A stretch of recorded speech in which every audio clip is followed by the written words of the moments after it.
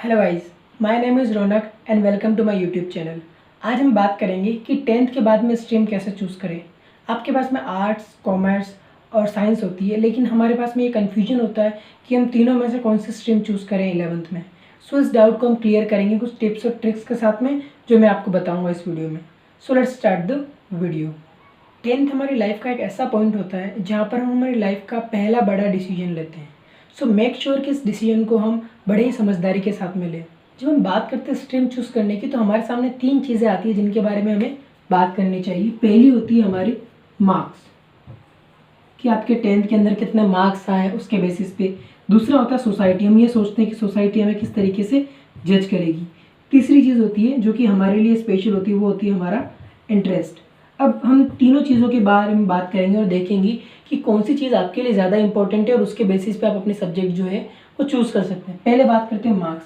Honestly बता रहा हूँ, मार्क्स का कोई भी रोल नहीं होता आपके सब्जेक्ट को चूज़ करने के अंदर, अनलेस एंड अनटिल कि आप उस सब्जेक्ट के अंदर बहुत ही वीक हैं। अगर सपोज आप मैथ्स लेना चाहते हैं और आप मैथ्स या साइंस में बहुत वीक हैं, तो उस केस में आपके लिए डिफिकल्टी है। लेकिन अगर आप सपोज ये सोच रहे हैं कि मेरे पास 90% है, मैं साइंस ले लूँ, मेरे पास 60% है, मैं साइंस नहीं ले सकता, तो वो चीज़ एक मिथ है। आप अगर आपके पास में सपोज 60% है तो भी आप साइंस ले सकते हैं, आपके पास 70% है तो भी आप साइंस ले सकते हैं, और आपके पास में अगर 90% है और आप आर्ट्स लेना चाहें तो आप आर्ट्स भी ले सकते हैं। It's up to you.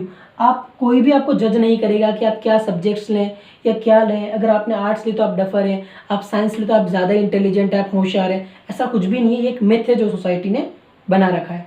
अब दूसरी बात करते हैं सोसाइटी। सोसाइटी में एक ये हो सकता है, शर्मा जी के लड़के ने तो हमारे साइंस लिए तो बेटा तू भी साइंस ले ले। देखिए, अगर आप ऐसा करने चाहेंगे तो ज़िंदगी में आगे हर हमेशा हमें ऐसा ही करना पड़ेगा कि कोई एक व्यक्ति, उसके पीछे ही हम चल रहे हैं। सो मेक श्योर कि आप ये जो डिसीजन है वो खुद के लिए लें। ऐसी सब्जेक्ट चुने जो आपके लिए कंपेटेबल हो, मतलब कि हाँ, ये सब्जेक्ट है, इसके अंदर मैं आगे कुछ कर सकता हूँ, ये मेरे लिए सही है। मैथ्स मुझे नहीं आती तो मुझे मैथ्स नहीं लेनी, आपको जो आता है वही करें। दोस्तों के साथ में मत जाए कि मेरे दोस्त ने ये लिया तो मैं भी ये ले लूँ, ठीक है। नेक्स्ट बात आती है आपके इंटरेस्ट की। इंटरेस्ट ये चीज़ हमारे काम की है कि हमें ये पता होना चाहिए कि कौन सी सब्जेक्ट में हमारा इंटरेस्ट है। अगर जिस सब्जेक्ट में आपका इंटरेस्ट है उसी सब्जेक्ट में अगर आप आगे जाओगे, अपना करियर बनाओगे, तो आगे जाके आपको जो स्टडीज़ वगैरह जो है वो बोरियत नहीं लगेगी उनके अंदर। सो सबसे पहले तो चीज़ होगी इंटरेस्ट की। अब इंटरेस्ट को आइडेंटिफाई कैसे करें, कि चलो हमको पता चल गया इंटरेस्ट के बेसिस पे हम हमारा स्ट्रीम चूज़ कर लें, लेकिन इंटरेस्ट को आइडेंटिफाई कैसे करें।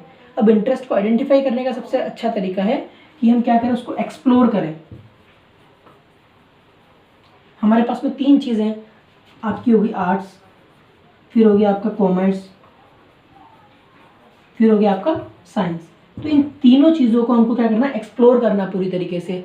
आपके जो भी बड़े भैया बहन या जो भी रिलेटिव्स वगैरह हैं, जो भी अगर इन सब्जेक्ट्स में पढ़ रहे हैं, उनसे जाके आप बातचीत कर सकते हो, भैया इसमें क्या है, इसमें क्या है, इसमें क्या सिलेबस है, इसके अंदर क्या अपॉर्चुनिटीज़ हैं, इसके क्या फ़ायदे हैं, क्या नुकसान है, कितने डिफ़िकल्टी लेवल क्या है इसका।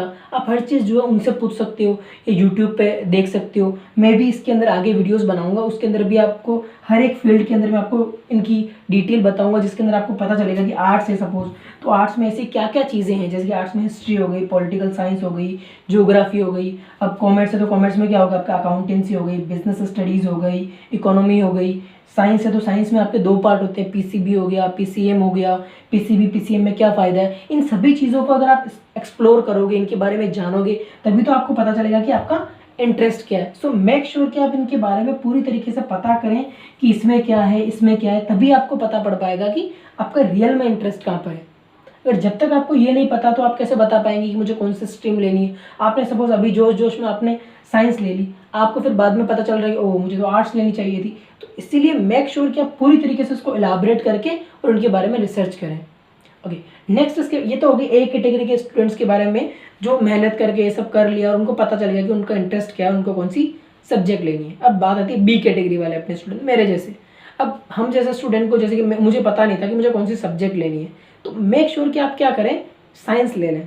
ऑनेस्टली बता रहा हूँ, साइंस ले लो, फ़ायदे में रहोगे। क्योंकि साइंस में क्या होता है, जब भी आप 12th में साइंस के बाद में साइंस के बाद में जाते हो आप, तो ग्रेजुएशन के अंदर कोई भी कोर्स कर सकते हो जो कि आपका आर्ट्स या कॉमर्स वाला कर सकता है। सपोज आप 12th साइंस के हो, आप बीए कर सकते हो, आप 12th साइंस के आप बीकॉम कर सकते हो, आप 12th साइंस के आप बीसीए कर सकते हो। लेकिन वही चीज़ जो है, ये फ्रीडम जो है, ये अपॉर्चुनिटी जो है, वो आपकी कॉमर्स और आर्ट्स वालों के लिए नहीं है।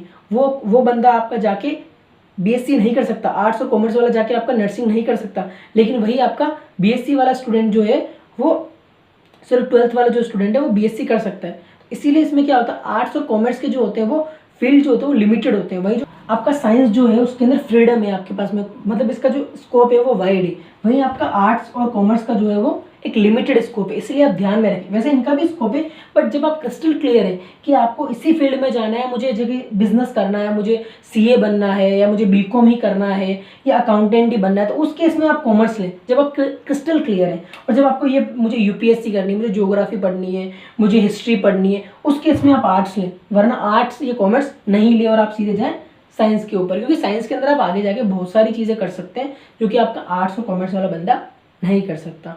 ठीक है, तो आई होप कि आपको क्लियर हो गया होगा कि आपको आर्ट्स लेनी है, कॉमर्स लेनी है, साइंस लेनी है। मैं एक सीरीज़ अभी बना रहा हूँ, इसके अंदर हम आर्ट्स, कॉमर्स और साइंस इन तीनों के अंदर डिटेल में बात करेंगे। सो मेक श्योर कि आप इसको अपने सारे दोस्तों को पहुँचाएँ और उनको हेल्प करें कि 10th के बाद में आपको कौन से स्ट्रीम में जाना है उसके लिए। Thank you.